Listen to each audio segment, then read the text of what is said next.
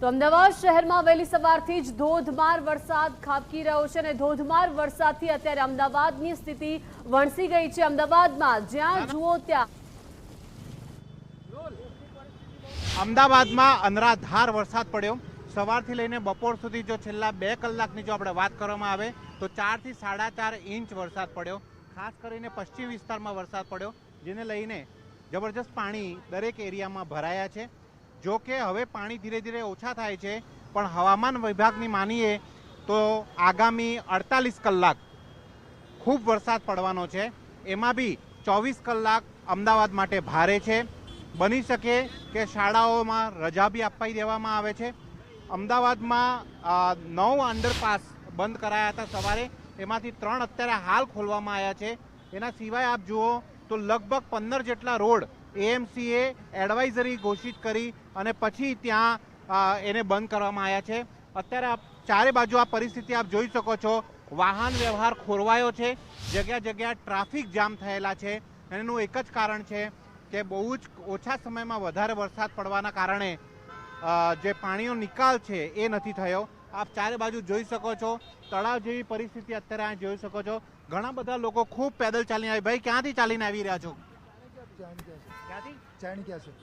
ક્યાંથી ચાલીને સર્કલ અને અત્યારે બધી જગ્યાએ પાણી ભરાયેલા છે? કોઈ રિક્ષાવાળા આવવાને તૈયાર નહીં થાય ને, અને ટ્રાફિક કેટલું જામ છે? બહુ ટ્રાફિક પડ્યો વચ્ચે, ટ્રાફિક ખૂબ જામ છે। લોકો પેદલ ચાલીને આવી રહ્યા છે, કારણ કે આપ જોઈ શકો છો કે પાણી એટલું વધારે છે કે અહીંયા જે કાર છે એ ડૂબી ગઈ છે, આપ જોઈ શકો છો। અને બાકી બધી જગ્યાઓ ઉપર આ જ પરિસ્થિતિ છે, એટલે વાહન વ્યવહાર ખોરવાયો છે, લોકોને હાલાકી પડી રહી છે। પણ જ્યારે એક સાથે આટલો વરસાદ પડી જાય ત્યારે આવી સ્થિતિઓ સર્જાતી હોય છે। બીજી બાજુ જો આપણે વાત કરવામાં આવે અંડરપાસની, તો અમદાવાદમાં 9 અંડરપાસ બંધ કરાયા હતા, 3 ખોલવામાં આવ્યા છે, પણ હજી ખતરો ટળ્યો નથી। 24 કલાક સુધી હજુ વધારે વરસાદ પડવાની આગાહી છે, એટલે અમદાવાદના લોકોને સાવચેતી રાખવાની જરૂરત છે। કોઈ કામ ના હોય તો ઘરે રહેવાની જરૂરત છે, અને અત્યારે કોઈ પણ પ્રકારે રિસ્ક લેવાની જરૂરત નથી।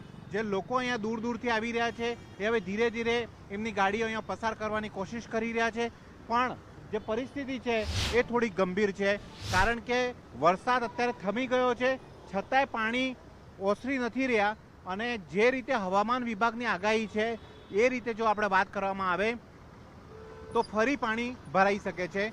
ટ્રેક્ટરથી દરેક જગ્યાઓ પર નિકાલ કરવાનું કામ ચાલી રહ્યું છે। એએમસીની બધી ટીમો અહીંયા લાગેલી છે। ફાયર બ્રિગેડે 3-4 જગ્યાઓ પર રેસ્ક્યુ ઓપરેશન બી કર્યું છે।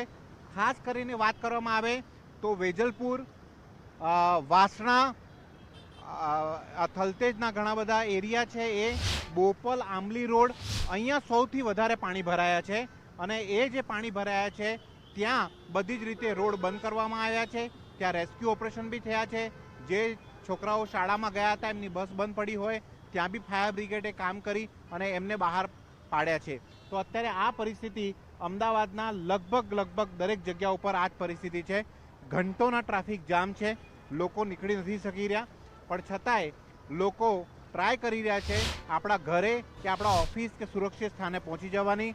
એકવાર ફરી લોકોને અપીલ કરીએ છીએ, ગુજરાત ફર્સ્ટ તરફથી અપીલ કરીએ છીએ કે જો તમારે બહુ જ અગત્યનું કામ ના હોય તો ઘરથી બહાર ના નીકળો। ઘણા બધા લોકોના વાહન ખરાબ થઈ ગયા છે, લોકો તકલીફમાં પડી રહ્યા છે, વરસાદ ખૂબ વધારે છે, એટલે જો તમને અગત્યનું કામ ના હોય તો ઘરેથી બહાર ના નીકળો, ઘરમાં રહો, સુરક્ષિત રહો, કેમ કે આગામી 24 કલાક સુધી ભારેથી અતિ ભારે વરસાદ પડવાની આગાહી છે। કેમેરામેન મનીષ અને વિનોદ શર્મા સાથે વિવેક ભટ્ટ। તો અમદાવાદ શહેરના અનેક વિસ્તારો પાણીમાં ગરકાવ થઈ ગયા છે। લોકોને અપીલ કરવામાં આવી રહી છે કે કામ વગર તેઓ ઘરની બહાર ન નીકળે। અમદાવાદમાં ધોધમાર વરસાદ બાદ અત્યારે સ્થિતિ વણસી ચૂકી છે। અમદાવાદમાં જ્યાં નજર કરો ત્યાં માત્ર ને માત્ર પાણી દેખાઈ રહ્યું છે। એસજી હાઈવે પર પાણી ભરાઈ જતા વાહન ચાલકો અટવાઈ ગયા છે, અનેક સ્કૂલ વાન પણ ટ્રાફિક જામમાં ફસાઈ ગઈ છે। અમદાવાદમાં ધોધમાર વરસાદ વહેલી સવારથી જ ખાબક્યો છે, અનેક લોકો અત્યારે વરસાદને કારણે મુશ્કેલીમાં રહેવાનું અહીંયા ચાણક્ય, પણ સવારથી જ લોકો, પોલીસ અને સ્થાનિક લોકો બી સેવા આપે કે શું કરીએ ને ट्रैफिक समस्या ओसी થાય। તમારું શું કહેવું છે? ક્યાંથી આવો છો? सर मैं तो राजस्थान से आज ही आया हूँ। पिछले अभी तक तो बारिश हुई नहीं राजस्थान में, और यहाँ आके देखा कि यहाँ आज ही बारिश आई और वो भी धमाल मचा दिया। मुझे लगा कि गुजरात तो थोड़ा सही होगा, पर इस साइड बहुत ज़्यादा बारिश है, देख सकते हैं आप नीचे मेरे पूरा भीग गया हूँ मैं। और मेरा बहुत इंपॉर्टेंट काम वो भी चूक गया, बाकी हॉस्पिटल का काम हो गया हमारा। हाँ, लेकिन કોર્પોરેટરને બી થોડું ધ્યાન ધરવું જોઈએ કે હમણાં આ રસ્તો હજુ 10 દિવસ પહેલા ચાલુ કર્યો અને અત્યારે ફરીથી પાછું પાણી ભરાઈ ગયું. બરાબર છે. શું કહેવું તમારે? ક્યાંથી આવો છો? અમદાવાદમાં જ્યારે અહીંયા વાડજથી અમદાવાદમાં જ્યારે વરસાદ નહોતો પડ્યો ત્યારે બધા વરસાદ નહોતા માંગી રહ્યા હતા, અત્યારે વરસાદ પડ્યો ત્યારે બધા બૂમો પાડી રહ્યા. વરસાદ તો પડે જ ને, વરસાદનો સિઝન છે તો વરસાદ પડવી જ જોઈએ, પણ પાણીના નિકાલ થઈ જવા જોઈએ પ્રોપર સારી રીતે અને પ્રોપર સમય ઉપર પાણીનો નિકાલ થઈ જવા જોઈએ. તમે ક્યાંથી આવો છો? ચાંદલોડિયાથી. કેવી પરિસ્થિતિ છે? સર વિકટ પરિસ્થિતિ છે સર, ચારે બાજુ પાણી છે સર. અમે અત્યારે રસ્તા માટે વલખા મારીએ છીએ અને સર અત્યારે જવાનો કોઈ રસ્તો નથી સર. તંત્ર બેકારડું બન્યું છે અત્યારે સાહેબ, પ્રજાને હાલાકી ભોગવવી પડે છે. હાલાકી ભોગવવી પડે છે પ્રજાને અને દરેક જગ્યા ઉપર લોકો અટકાયેલા છે. પણ વરસાદનો સિઝન છે, વરસાદ પડવાનો, પાણી ભરાવાનું આ એક સ્થિતિ છે. પણ એક બીજી વાત એ છે કે વરસાદ પડે, પાણી ભરાય, પણ એ યોગ્ય સમય ઉપર તાત્કાલિક પાણી નીકળી જવું જોઈએ, એ બહુ જરૂરી છે. અને ત્યાં જ એએમસીનું કામ આવે છે કે એએમસી સારી રીતે કામ કરે જેથી જ્યાં પાણી ભરાયા છે ત્યાંથી પાણીનો નિકાલ પ્રોપર રીતે થઈ જાય. ઘણા બધા લોકો જે છે એ પોતાની ગાડી છોડી ને હવે પેદલ આપણા રસ્તા ઉપર જઈ રહ્યા છે. કાકા ક્યાંથી આવો છો? કેવી પરિસ્થિતિ છે? બસ અમે અત્યારે કલોલથી આવ્યા છીએ અને અહીંયા ગોતાથી આ બાજુ બહુ જ વરસાદ છે, પાણી થઈ ગયું છે. સવારમાં અહીંથી નીકળ્યા ત્યારે ઓછો વરસાદ હતો, પણ અમને ગયા પછી અહીંયા ભયંકર વરસાદ પડી ગયો. ઓછામાં ઓછો 7 થી 8 ઇંચ વરસાદ જેવો પડી ગયો. તમે ક્યાંથી આવો છો કાકા? અમે છત્રાલથી આવીએ છીએ. કેવી પરિસ્થિતિ છે? ચારે બાજુ તો આગળ અહીંયા તકલીફ વધારે છે થોડી. અહીંયા વધારે છે. હા. અને વર્ષોથી અહીંયા જે પાણી ભરાતું હતું, ગયા વર્ષે બી આટલું જ પાણી ભરાતું, બરાબર છે. ગટર લાઇનનું 2-3 મહિના સુધી કામકાજ ચાલુ રાખ્યું, પણ એનું કોઈ નિરાકરણ આવ્યું નથી અત્યાર સુધી. લોકોને ક્યાંક ને ક્યાંક વરસાદ આવે એટલે તકલીફો પડવાની. કેટલાક બહેનો છે. બેન ક્યાંથી આવો છો? કેટલું પાણી ભરાયું છે? બહુ પાણી ભરાયેલું છે બધે. આપણે કાફ સુધી એટલું બધું પાણી છે ને કે બહુ જ તકલીફ પડે છે. અહીંયા એનએમ ઝાલા કોલેજ પાસે ને એમ એવી રીતે. તો તમે કેટલે દૂરથી આવો છો?